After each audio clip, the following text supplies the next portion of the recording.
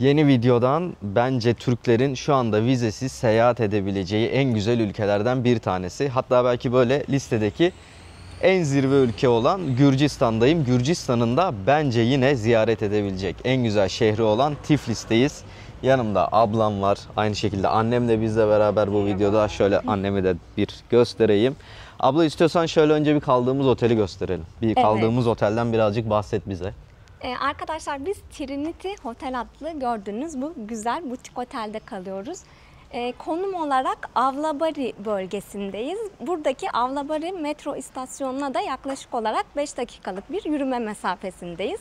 Ayrıca bildiğiniz gibi mutlaka videolardan da görmüşsünüzdür. Çok büyük bir katedral olan Samepa Katedrali'ni de görüyoruz. Yani balkonumuzun manzarası direkt oraya bakıyor.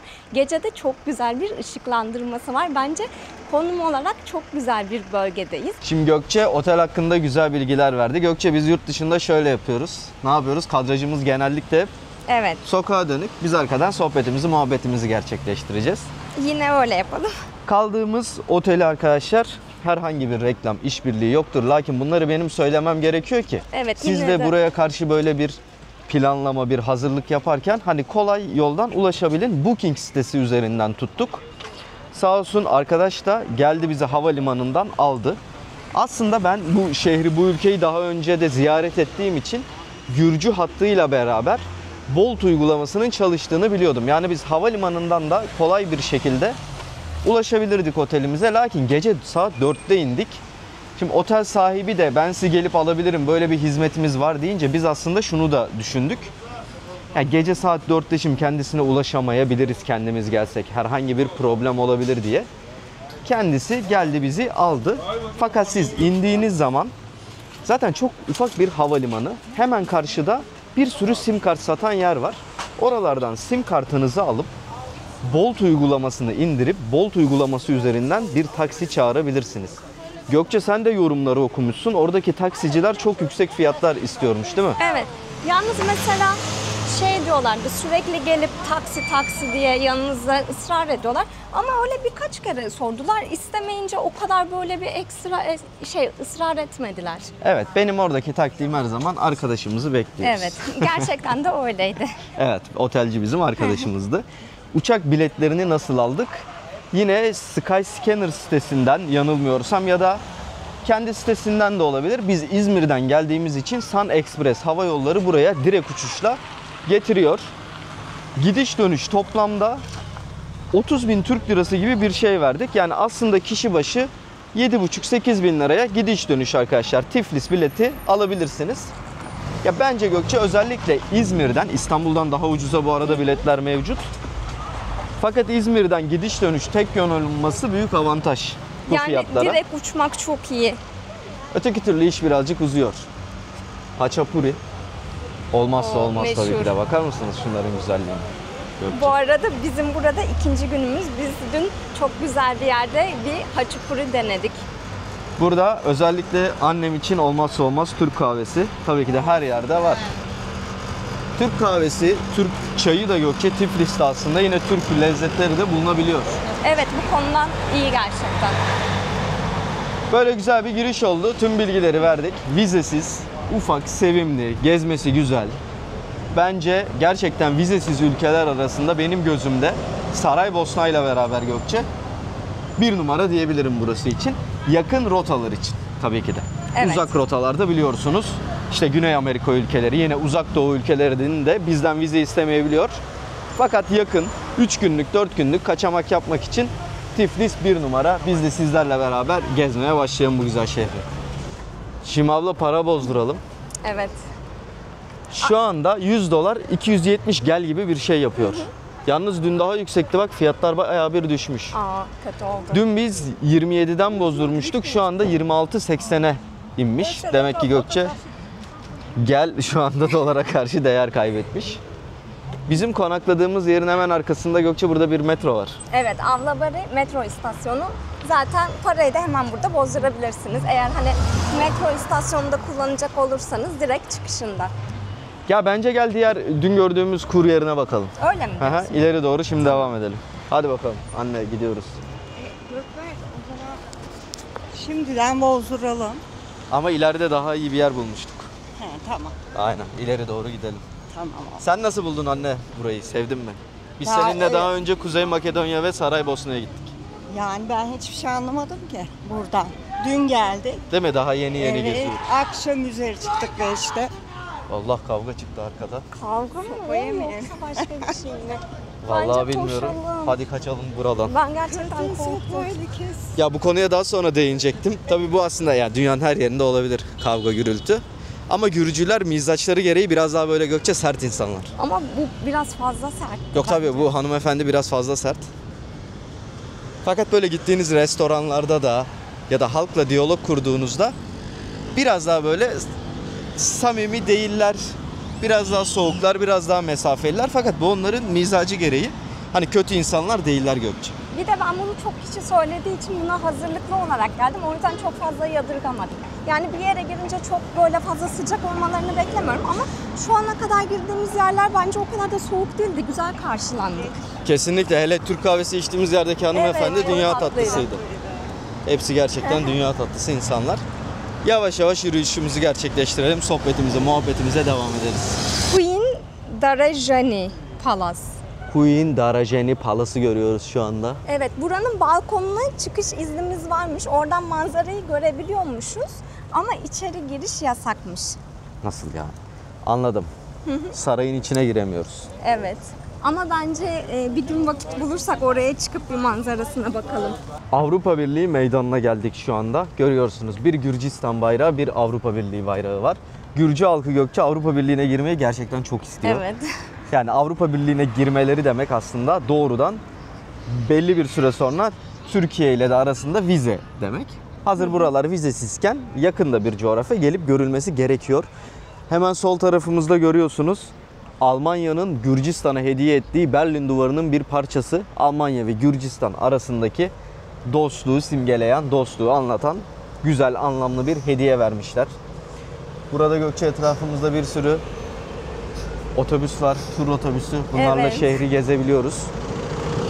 Neredeyse kamerayı hiç kapatmadık. Yürüdüğümüz yerden herhalde bir 10 dakika değil mi? Evet, zaten şeyde de konumlarda da yaklaşık yürüyerek 15 dakika olarak gösteriyor. Direkt Old Tbilisi'ye ulaştık. Evet, bakın burada da o atın üzerindeki meşhur heykeliyle ünlü bir kilise var.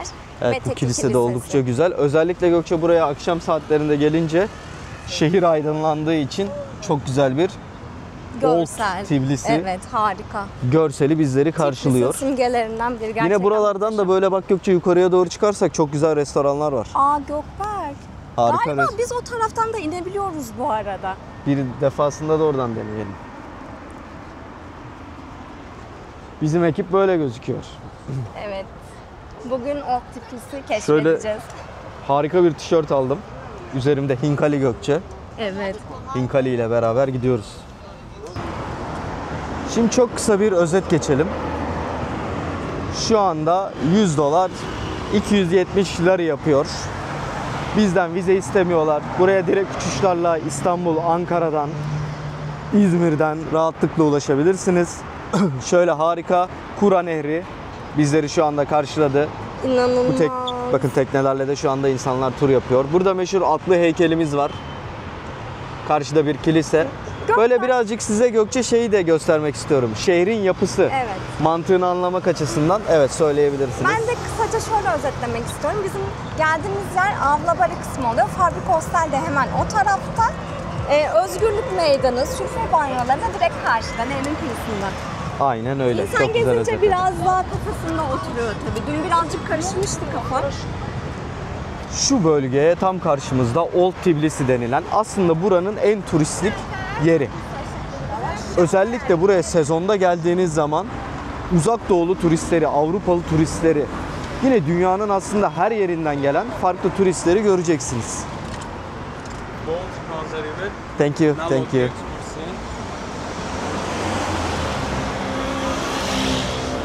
Bakın bota binmek için buralardan bilet alabiliyoruz Gökçe. Yukarıda da hemen teleferik gidiyor. Ufak bir teleferik Allah'tan, korkutucu değil. Evet. Zaten biz teleferikle çıkıp yürüyerek inmeyi düşünüyoruz. Şimdi Gökçe, yemek yiyeceğimiz ilk noktaya doğru gidiyoruz. Sen de yaklaşık 2 gündür bu şehirdesin. Evet. Artık resmen Tiflisli sayılırsın. Sence bu şehir kimlere hitap ediyor? Bence bana hitap ediyor. Neden öyle diyorum? Çünkü Gökberk buraya ilk geldiğinde ben hani nerelere gidebilir diye birazcık araştırma yapıyordum. Ve o zamanlar Tiflis'e aşık oldum desem yeridir. O kadar çok video izledim ki, hatta Gökberk Tiflis'ten dönmüştü. Dedi ki yeter artık, kafayı yiyeceksin, izleme demişti. Evet. Gerçekten öyle. Bence yani kimlere hitap edebilir? Herkese hitap edebilir. Herkes de bu şehirde bir şeyler bulabilir. Yalnız hani derseniz ki, Gökberk bazen öyle diyor, işte Japonya'ya gitsen çok şaşırırsın. Hani bu şehre gelip böyle aşırı şaşırmazsınız. Evet, mesela ben daha önce gitmedim ama bir Roma'ya gidince de Evet. çok şaşırabilirsin. Evet. Ya da belki bir Karadağ'da Gökçe, Budva, Kotor. Ha, burası o böyle müthiş şaşkınlığı vermiyor size Evet. ama her şeyin çok dengeli olduğu. Bence de. Böyle müthiş, muazzam, kafa dinlemek için, güzel yemek yemek için. Evet, yemekler bence güzel. Şöyle bir nefes almak için harika bir kaçış noktası. Bu arada ben özellikle o Tiflis'in o renk tonlarına bayılıyorum. O böyle turkuaz, mint yeşili. Evet. Onlar gerçekten çok ahenk içinde. Bir de bak, benim Gökçe Tiflis'te de çok uzak doğulu turist görüyorum mesela. Saraybosna'da da. Bu insanlar düşün, kalkıp binlerce kilometre öteden Evet, evet. buraları görmek için geliyorlar ve duydukları heyecanı görebilirsin gözlerinde. Evet. Bize ne kadar yakın? Bence ilk yurt dışı rotalarından biri olmalı ya. Kesinlikle ben de katılıyorum.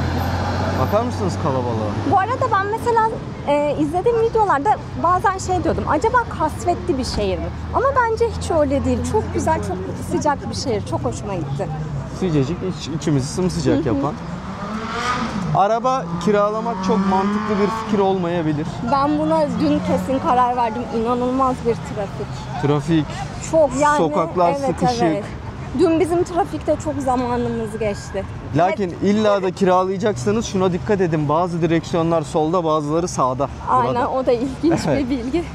O yüzden araba kiralarken buna da çok dikkat etmeniz gerekiyor. Biz dün tam 5 tane Bolt'a binmişiz. Oo. Evet. ben Ama biz bunu- yanlış gittik o yüzden. Evet, ama çok farklı yerlere de gittik ya. O da birazcık etkili oldu tabii. Hemen karşıda senin bahsetmiş olduğun sülfür hamamları. Evet.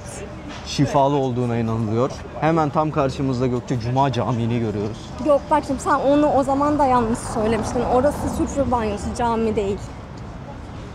Evet, çok özür diliyorum sizlerden. Evet, Gökberk nedense orayı cami Tamam, olarak doğru. tasvir etmeyi seviyor. Evet, cami sağ tarafta yukarıda, çok daha Evet. güzel bu arada cami.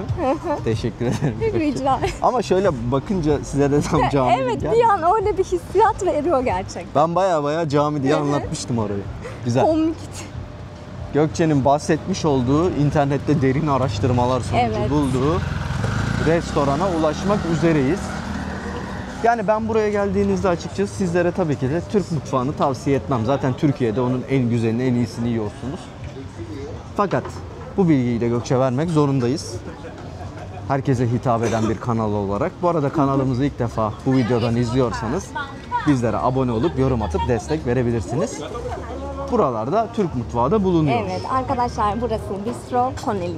Bistro Koneli'ye geldik. Evet. Hadi bakalım.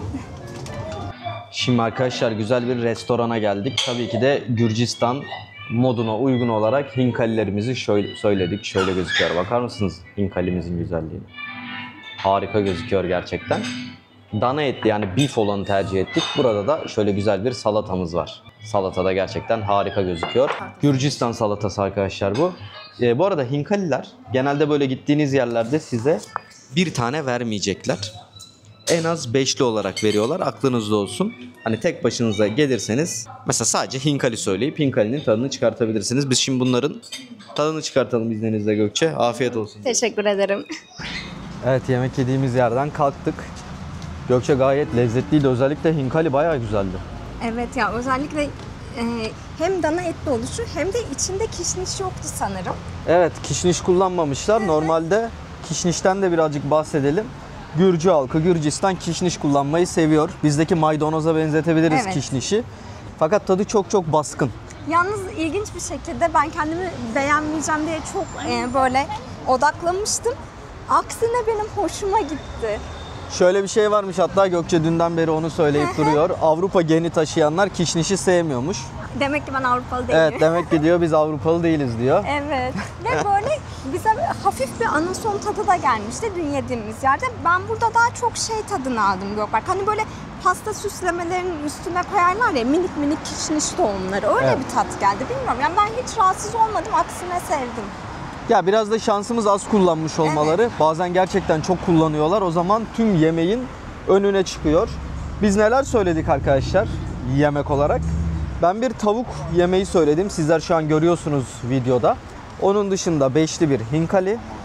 Güzel bir salata söyledik. Böyle cevizli, sosu, domates, salatası, gerçekten her şey yerinde. Bir de bir gazoz söyledik. Gökçe kendi ev yapımlarıymış sanırım gazozlar. Evet Gökberk bayağı beğendi onu. Koca böyle bir gördüğünüz sürahide geldi o da. Bu arada Toplamda ekstra olarak ekmek hani biz kendimiz söyledik çünkü getirmediler. Hani biz belki tavuğun yanında gelir diye düşündük ama yoktu. evet, ekstradan ekmek de söylemek gerekiyor.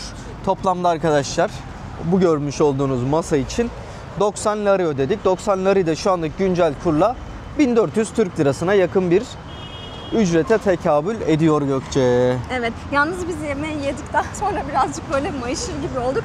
O yüzden teleferikle çıkmayı yarına erteledik. Sülfür hamamlarının orayı da hepsini yarın gezeceğiz. Evet, hani biz Gürcistan Tiflis'e aslında epey bir zaman ayırdık. O sebeple buradan 2-3 video çekeriz, sohbetimizi, muhabbetimizi yaparız. Etrafı böyle yavaş yavaş gezeriz arkadaşlar. Ben özellikle yeme içme konusunda yediğimiz içtiğimiz her yeri göstermek istiyorum. Gökberk her ne kadar buna çok böyle pozitif yaklaşmasa da Yani gösterelim bence. Çünkü fikir olması açısından çok iyi. tabii gösteririz. Eylül ayı da artık geldi. Hatta sonlarına Evet. geldik Eylül'ün. Ekim başladı artık. Ve Ekim'in ilk hafta sonunda burada çok güzel, çok büyük bir festival oluyormuş. Her yıl kutlanan bir festival. Evet. Yeni sezonla beraber gezilerimizde hız kesmeden tam böyle hızlanacak arkadaşlar. Devam edecek. Yazın böyle birazcık durduk Gökçe. Evet. Birazcık videolar Gökberk dinlendi. az geldi, farkındayız. Yani neredeyse haftada bir, 2 haftada bir hatta düştü. Artık yeni süreçle beraber bomba gibi başlıyoruz inşallah. Yorumlarınız, beğenileriniz önemli. Daha farklı coğrafyaları da keşfedeceğiz tabii ki de. Şimdi Gökçe tekrardan Old Tbilisi'nin oraya geldik.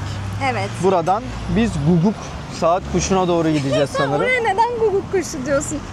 Onun adı farklı bir şey. Saat kulesi. Saat kulesine doğru. Aynen. Old Tbilisi'den, yani buradan aslında Demokrasi Meydanı'na, Liberty Central'e böyle çıkan güzel bir cadde var, bir sokak var. Şimdi sizlerle beraber aslında biz de bu caddeden ileriye doğru gideceğiz Gökçe. Bahsetmiş olduğumuz caddedeyiz. Bu caddede sol tarafımızda yeme içme yerleri, marketler, exchange ofisleri, güzel kafeteryalar, restoranlar, her şey var. Yine aynı şekilde sağ tarafında da var. Bu caddeyi sırtınızı Old Town'a verince dümdüz ilerlerseniz Özgürlük Meydanı'na ulaşıyorsunuz. Yine orası da Gökçe oldukça hareketli, güzel. Evet. Gezilip görülmesi gereken bir yer. Yani otelinizi aslında Old Tbilisi'ye ya da o Liberty Meydanı dedikleri, Özgürlük Meydanı dedikleri yere yakın tutarsanız ulaşımda herhangi bir problem yaşayacağınızı düşünmüyorum. Yürüyerek dahi her yere ulaşabilirsiniz. Gökçe bu arada dolarımızı 27'den bozdurduk. Sen bayağı mutlusun galiba. Evet. Ya aslında çok da bir şey fark etmiyor da Evet. insan işte psikolojik olarak kendini daha iyi hissediyor. Yine bir kahve parası nereden baksan. Evet. Thank you. Arkadaşlar bu arada biz dün ilk kahvaltımızı burada yaptık. Zaten mutlaka her videoda görmüşsünüzdür. Her gelen bir buraya uğruyor. Biz de böyle tavuklu bir sandviç seçtik. Gerçekten ekmeği olsun, iç malzemesi olsun çok hoşuma gitti. Onun dışında siyah çayları büyük fincanda geliyor. Ben siyah çayın tadını da gayet beğendim. Yani memnun kaldım. Gürcü halkı gerçekten dinlerine bağlı.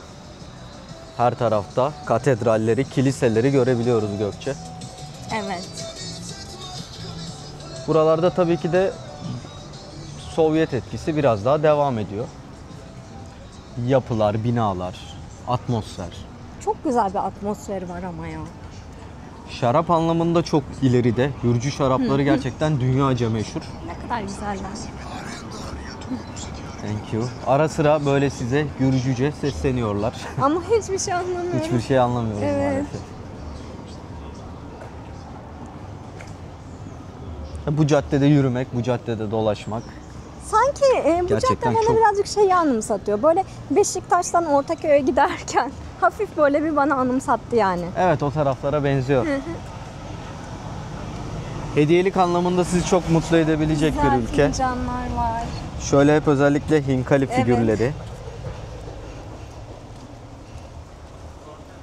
Kışın gerçekten soğuk oluyor. Kışın buraya gelmeyi planlarsanız soğuk bir havada geleceğinizi göz önünde bulundurun. Yazları ise çok sıcak. En güzeli aslında her yer için geçerli ilkbahar ve sonbahar. Evet, ben de en çok o mevsimlerde gezmeyi seviyorum. Çok fazla hani sezonda kaçırmamak lazım. Evet, biraz daha böyle kışın gelince de tadı kaçıyor. İleriye doğru yürüyüşümüzü gerçekleştirelim Gökçe, bizi yavaş yavaş nereye doğru gidiyoruz? Saat Kulesi'ne doğru gidiyoruz. Görmüş olduğunuz üzere bakın. Eski Tiflis, Liberty Meydanı, Saat Kulesi. Yine farklı birkaç yer daha, mesela Opera binası. Bunların hepsi aslında yürüme mesafesinde. Tiflis gerçekten gezmesi kolay bir şehir. Ve keşfedecek o kadar çok kafe, restoran, farklı yer var ki gerçekten bu şehir öyle 2-3 gün yetmez. İçerilerde de Gökçe Old Town'da vesaire inanılmaz güzel kafeteryalar var. Hatta ben dün gece böyle uykuya dalarken bayağı kafamda plan yaptım. Yetiştiremeyeceğiz diye de birazcık korktum yani o kadar vaktimiz olmasına rağmen. Çünkü görmek istediğim çok yer var. Yan tarafta harika müzikler, harika bir hava, hafif böyle güneş batıyor. İnsanlar şu an eşleriyle, dostlarıyla, sevdikleriyle kendilerini Tiflis'in, Gürcistan'ın bu harikulade sokaklarına atmış vaziyette Gökçe. Evet. Bazı arkadaşlar ben böyle konuşunca birazcık bana kızıyor. Ama gittiğim yerleri böyle betimlemeyi seviyorum. Gerçekten, çünkü yani kafamı döndürünce Gökçe ben bunu görüyorum. Mutlu aileler, eşleriyle, dostlarıyla. Güzel Evet. sokaklar, caddeler. Herkesin keyfi yerinde. Bunu da yansıtmaktan mutluluk duyuyoruz. Kesinlikle öyle. Anne yanımızda. O da bizle beraber şu anda Tiflis'i keşfediyor.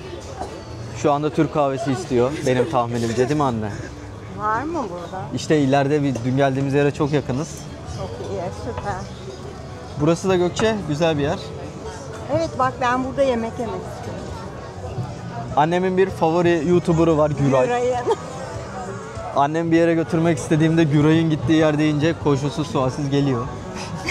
Çok seviyorum. Yani ben de bir YouTuber'ım ve daha önce Tiflis'e geldim. Ben de buraları gezdim ama şu an annem Güray'ı referans alıyor. Aynen. Videosunu açıp bakacağım ama neresi. Gösterdi. Nargile Gökçe buralarda seviliyor. Evet. Ama biz tercih etmiyoruz nargile. Aa, bakar mısın? Yok bak şu balkonun güzelliğine. Bu sokak Hemen gerçekten kadrajın çok sol güzel. tarafında. Burası böyle pasaj gibi bir yer burası. Ya buranın evet bir adı var. Şu anda herkes şarap içiyor. Evet. Tabii ki de Gürcistan'dayız. Çok normal. Yine Gökçe, birkaç arkadaş benim Kore videolarıma neden Güney Korelileri videoya çekiyorsun, neden Koreliler sevmiyor diyorlar. Bakın şu anda burada Güney Koreli bir çiftimiz olduğunu tahmin ediyorum. Uzak Doğulu. Hepsinin elinde kamera, fotoğraf var. Öyle bir durum söz konusu değil. Onlar da gayet fotoğraflarını çekiyorlar. Sağ tarafımızda Barış Köprüsü. Yine Tiflis'in olmazsa olmaz sembollerinden bir tanesi. Gökberk buraya ilk geldiğinde de Barış Köprüsü'ne çıkmamış. Yine Evet. çıkmadı. Bence şu an Tiflis'teki en şirin sokakların olduğu bölgeye doğru geliyoruz.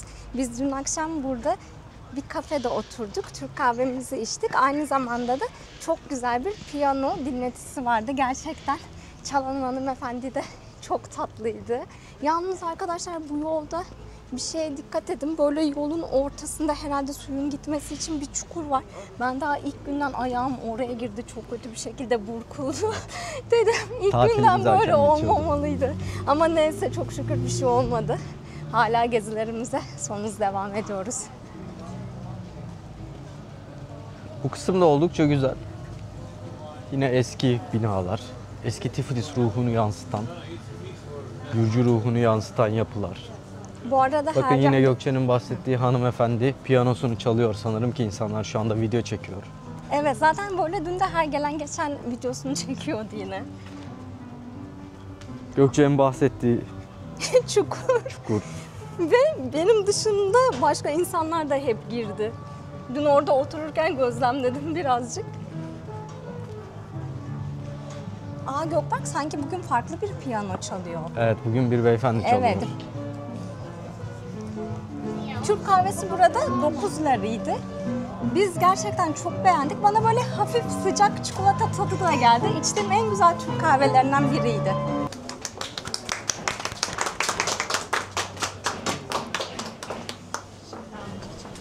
Kaldığımız yerden çıktık. Old Tbilis'e gittik. Yemeğimizi yedik. Muhteşem caddeye yürüdük. Restoranların olduğu kısmı gezdik. Şimdi de Saat Kulesi'nin oraya geldik. Bunların hepsini sakin ve yavaş tempoda bir yürüyüşle gerçekleştirdik. Çok kısa bir sürede gerçekleştirdik. Tablolara bayılıyorum ya. Tiflis'e gelme nedenlerinden, yani hani beni en çok teşvik eden şeylerden biri de buradaki bu böyle sanat olsun. Gerçekten çok güzel. Kesinlikle. Evet. Bakar mısınız? Hatta Gökberk ilk geldiğinde ben bayağı yalvarmıştım ona. Lütfen bana oradan bir tablo getir diye. Bana birazcık söylendi ama sonrasında çok güzel bir tablo getirdi. Onu gerçekten inanılmaz çok seviyorum.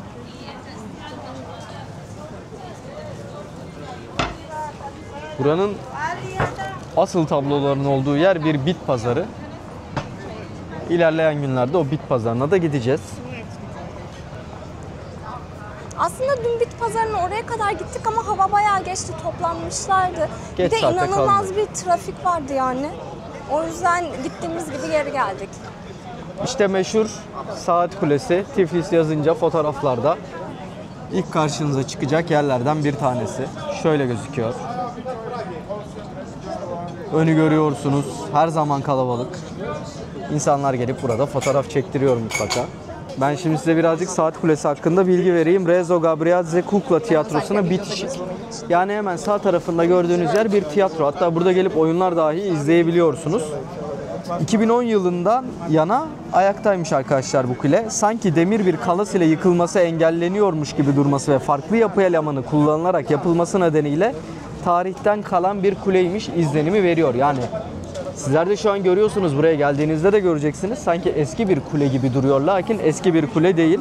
Tasarımın bu şekilde yapılmasının nedeninin ruhsuz modernleşmeye karşı sanatsal bir tepki olduğu söyleniyormuş. Böyle de bir tarihçesi var Saat Kulesi'nin. Arkadaşlar biz şimdi hemen Eğik Saat Kulesi'nin bitişindeki kafeye oturduk. Bizim böyle çok beğendiğimiz kafelere Gökberk ile birlikte verdiğimiz bir isim var. Mucize Kafe. Bence bu da mucize kafelerden bir tanesi.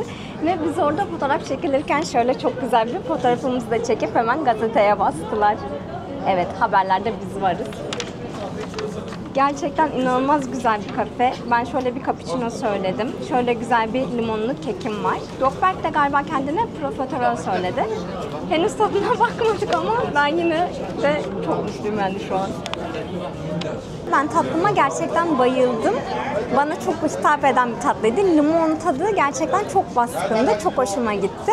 Gökberk, sen profiterolünü beğendin mi?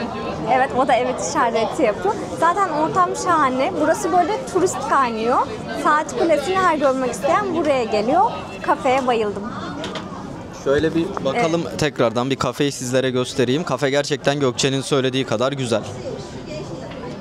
Özellikle birkaç tur rehberi geldi ve şunu gösterdi. Hemen Saat Kulesi zaten bakın burada duruyor.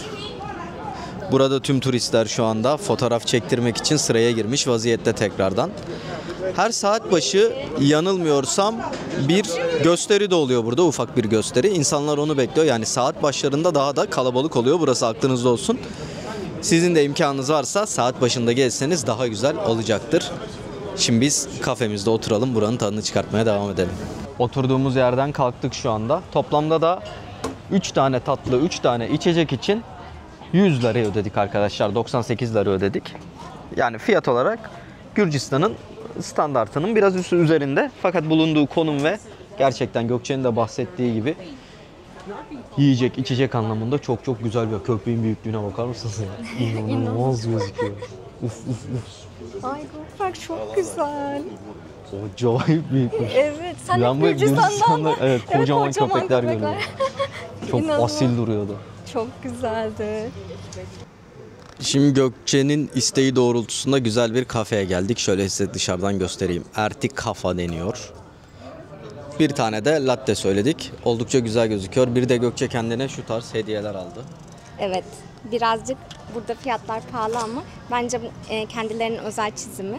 O yüzden hatıra kalması açısından aldım. Tanesi 7 Gürcistan lirası. Birazcık Yok, yüksek, bana evet. birazcık kötü bakışlarla bakıyor ama yani o kadar gelmişken almak istedim. Güzel bir kafe. Epey bir yokuş tırmandık bu arada. Şöyle birazcık size Tiflis'in bu arka sokaklarını da göstereyim. Zaten inerken de gösteririm.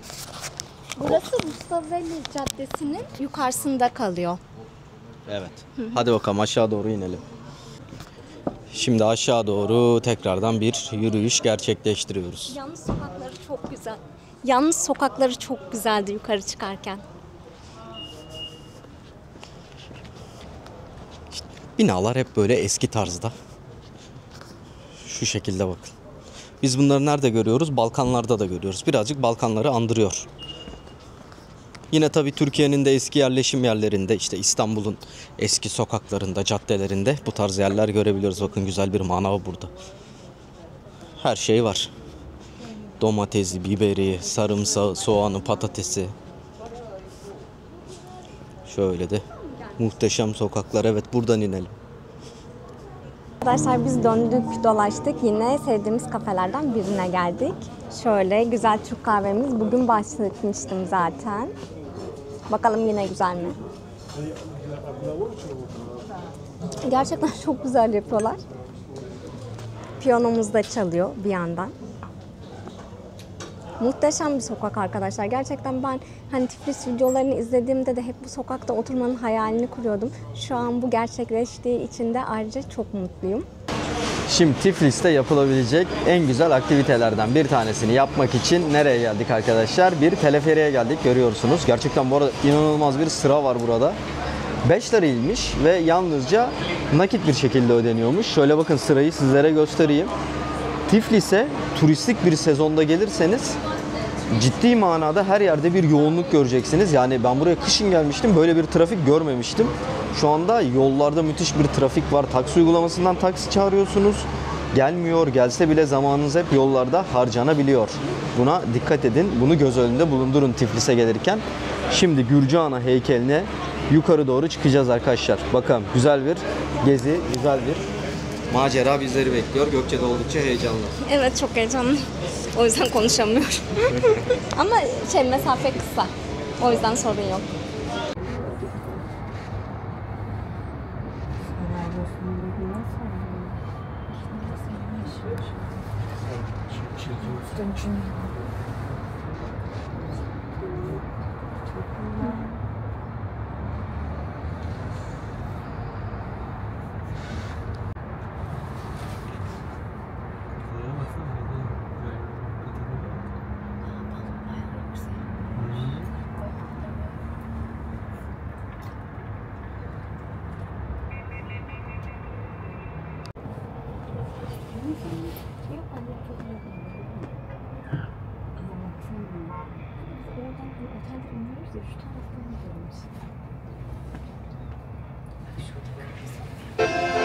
Çok kısa bir teleferik yolculuğunun hemen arkasından Türkiye.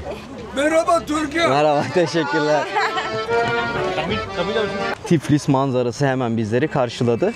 Size bilet alırken soracaklar, diyecekler ki tek yön mü istiyorsunuz yoksa gidiş geliş mi? Benim size nacizane tavsiyem tek yön almanız olur. Çünkü tek yön aldığınız zaman yukarıya teleferikle geliyorsunuz. Aşağıda Old Town'un aslında gizli kalmış güzel böyle ara sokaklarını geze geze, döne döne yavaş yavaş inebiliyorsunuz. Muhteşem bir Tiflis manzarası bizleri karşılıyor.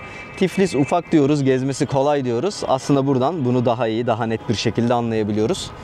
Hemen karşıda tüm ihtişamıyla Samabe Katedrali duruyor. Bizim de konakladığımız yer, videonun başında size bahsettiğimiz otel hemen o katedralin alt tarafında bulunuyor. Hani yürüyerek çok kolay bir şekilde Old Town'a, teleferiklere, tekne turlarının yapıldığı yerlere ulaşabiliyorsunuz. Muhteşem bir manzara bizleri karşıladı burada. Arkadaşlar şu anda Kartlisada heykelinin oraya geldik. Namı diğer Gürcü Ana heykeli ve elinde kılıcını tutarken diğer elinde de dostlarına şarabını ikram ediyor. Gerçekten oldukça büyüleyici gözüküyor.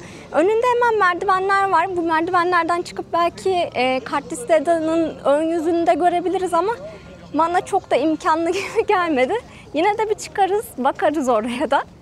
Zaten benim asıl bu böyle tepelere çıkmadaki amacım buradan aşağı inip o güzel sokakları görmek, sizlere de göstermek. Şöyle arka tarafımızda yemyeşil. Gürcistan, Tiflis. Harika bir şehir. Arkadaşlar burada restorasyon çalışması varmış. O nedenle teleferikle geldik ve yine teleferikle inmemiz gerekiyormuş. Maalesef ki şu an hayallerimiz yıkıldı. Ama hemen böyle aşağıda çok güzel bir kafe var. Biz de burada oturduk, dinlendik, Türk kahvemizi içtik. Manzarası da gerçekten muhteşemdi. Hani siz de böyle bir soluklanmak isterseniz burası bence güzel bir tercih. Kahvelerin fiyatı da 11 lira. Şimdi geldiğimiz gibi yine yukarı çıkıyoruz. Şimdi biz teleferikle yukarı çıkmıştık. Ondan sonra o kahve içtiğimiz yerdeki arkadaş dedi ki aşağı inmenin tek yolu şu anda tekrardan teleferiğe binmeniz. Lakin öyle değil arkadaşlar. Gürcü Ana heykelinin hemen yanından aşağı doğru bir yürüme yolu da mevcut. Yürümeyi tercih ederseniz gayet kolay, gayet güzel bir yol. Ve şöyle de güzel bir kilise sizleri karşılıyor bu yolda. Şöyle bakın göstereyim. Harika bir bahçesi var, bir avlusu var. Güzelliğine bakar mısınız? Etraf harika gözüküyor. İniş yolu gayet güzel, gayet normal. Spor ayakkabı giymeniz mühim. Biraz böyle çakıllı ama öyle yorucu bir yol değil kesinlikle. Buradan da artık iyice Old Tbilisi'ye, Eskişehir'e doğru yaklaştık bakın. Yürüye yürüye. Şimdi aşağı doğru yürüyüşümüzü gerçekleştireceğiz. Yani aşağıda size yürüme yolu kapalı diyecekler. Fakat burada bir kale tadilatta. Aslında ondan bahsediyorlar. Yani bu taraftan yürüme kapalı, bu taraftan yürüme açık. Şuradan şimdi aşağı doğru gideceğiz. Şimdi o indiğimiz yerden hemen arkasında şöyle harika bir hem el ürünleri satan yani el işçiliğiyle sanat yapan bir yer bulduk. Hem de böyle çok güzel bir kafe bulduk. Açıkçası bu kafe diğerinden çok daha güzel hem de daha serin gördüğünüz üzere ve harika bir Old Tbilisi manzarası bizleri karşıladı. Buraya da mutlaka uğrayın.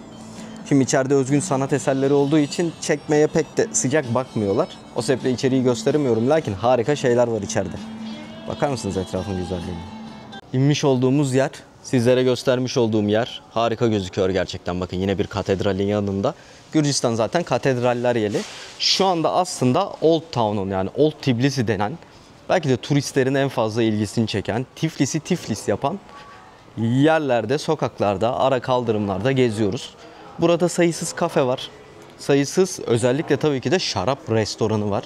Yani bunların hepsi birbirinden güzel. Görüyorsunuz. Genelde klasik müzik, taş evler, şarap. Gürcistan demek bunlar demek. Daracık sokaklar. Şu tarz böyle bakın. Harika kapılar, girişler. Birbirinden güzel yerler bizleri karşılıyor. Burası da restore edilmiş bir park. Etrafı görüyorsunuz. Harika gözüküyor. Bir sürü kafeterya mevcut. Böyle daha rahatlayabileceğiniz, sakinleşebileceğiniz harika bir meydanı da var aynı zamanda. Şöyle bir ağaç görüyorsunuz. Genellikle Gürcistanlı gençleri görüyorum daha fazla. Hem çalışmaya gelmişler hem arkadaşlarıyla sohbet etmeye gelmişler. Binalar, sokaklar, her şey harika gözüküyor burada. Hem buraya gelip bir şeyler yiyebilirsiniz. Thank you. Thank you.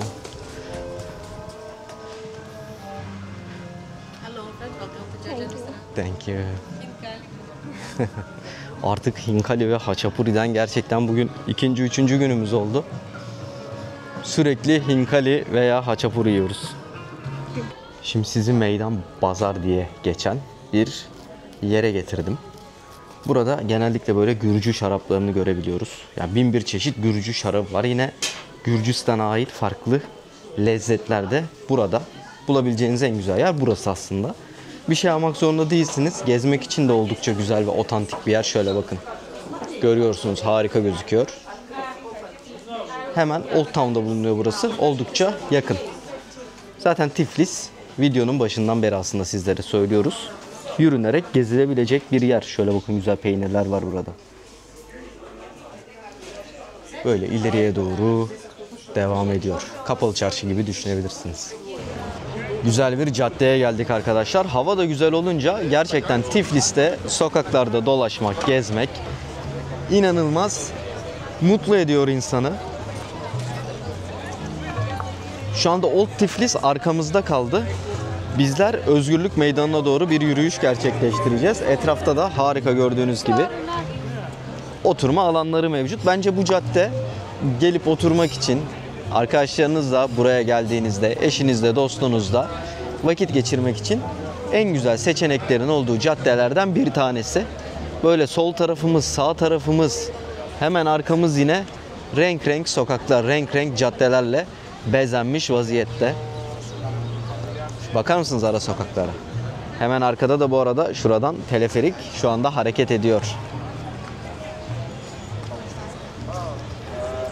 Sizlerle beraber Tiflis'i gezmeye devam edeceğiz. Tabii ki de tüm gittiğimiz yerleri tek bir videoya sığdırmam pek mümkün olmayacak. O sebeple böyle gün çekip bunları daha sonra da toparlayıp böyle güzel video serisi yapacağız. Bilmiyorum kaç video gelir ama en az 2 video geleceği kesin. Bu da zaten ilk videomuz, şu anda devam ediyor. Aslında böyle çok fazla günü birleştirip yapacağım için bu videoları güzel bir rehber olacak sizler için de. Şimdi ileriye doğru yavaş yavaş yürüyelim. Sizlere teleferiğin orada trafik probleminden bahsettim. Bu problemi aşmanın güzel bir yöntemi var aslında, metro kullanmak. Şimdi biz teleferiğe binerken bize şöyle bir kart verdiler. Şöyle sizlere bakın, yakınlaştırayım. Metro Money diye. Ben sordum, dedim ki bu metroda da geçiyor mu? Evet dedi, metroda da geçiyor. Bunun içine lari yükleyip buradaki metroları da kullanabilirsiniz. Şehir özellikle sezonda ve iş çıkışı saatlerinde gerçekten trafik anlamında inanılmaz yoğun. Yani Bolt'la, işte taksiyle bir yere gitmek istediğinizde normalde 5-6 dakikada gidebileceği yer bazen 20 dakikaları, 25 dakikaları buluyor. Bir de buna tabii taksiyi bekleme, yani taksinin size ulaşma süresini de katınca gerçekten çok yüksek dakikalar, yani boşuna bir zaman kaybı oluyor. En güzel dakikalar taksi bekleyerek ya da taksinin içinde geçiyor maalesef. O yüzden gideceğiniz yerlere eğer yakınsa metro kullanmak çok avantajlı. Şimdi Gökçe, güzel yerlerde gezmeye devam ediyoruz. Nasıl buldun Tiflis'i, ikinci günün artık? Bence bugünümüz çok güzel geçti. Biraz da planlarımızın dışına çıktık.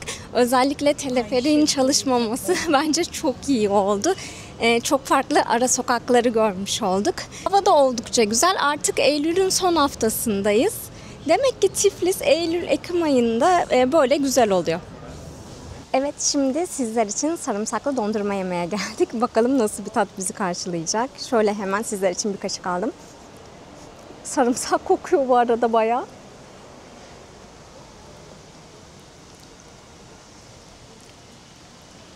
Yani nasıl anlatabilirim ki bunu? Normal arkadaşlar, sanki soğumuş bir sarımsağı yiyormuş gibisiniz. Hani bilmiyorum, ben yani birazcık Türk damak tadına uzak gibi geldi bana. Ama farklı bir deneyim. Herhalde Gürcistan'dan başka bir yerde de böyle bir dondurmayı yeme şansım olmaz diye düşünüyorum. Eğer burayı merak ederseniz siz yorumlarda yazarsanız adını da sizlere yazarız. Arkadaşlar, artık bugün için son durağımıza geldik. Çok güzel bir burgercideyiz. Buranın adı Burger House. Zaten Gökberk burayı daha önce de denemişti ve onu bayağı methetmişti gerçekten. Ben şöyle kendime mini burgerler söyledim. Mini burger ama bence gayet yeterli bir porsiyon bu arada.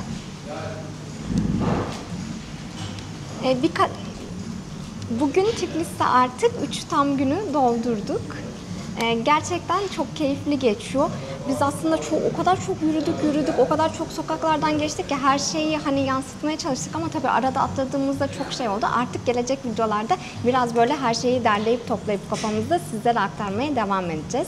O zaman bu güzel burger evinden herkese hoşça kalın.